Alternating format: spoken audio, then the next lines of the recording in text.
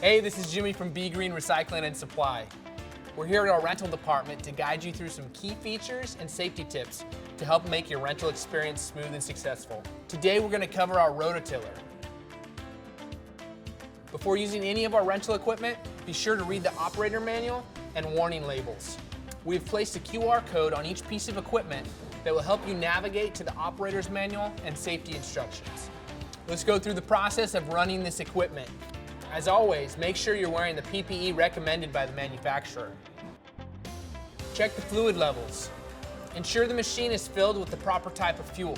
1 full tank of fuel is included with your rental. However, if you are running the machine for an extended period, you're going to need to refill with the proper type of fuel.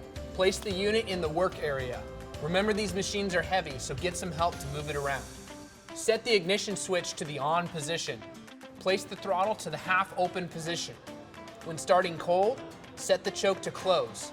This allows for more fuel to get into the engine to help it start. Pull the cord to start. Don't worry if it doesn't start right away, as it might take a couple of pulls. Once the engine is started and warm, set the choke to the open position. Throttle up the engine. Pull the tine engagement lever and go to work.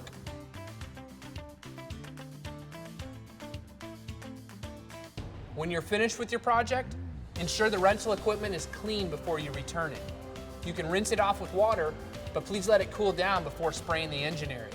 All right, I hope this video was helpful. Let us know if you have any questions in the comments below, and we'll see you soon.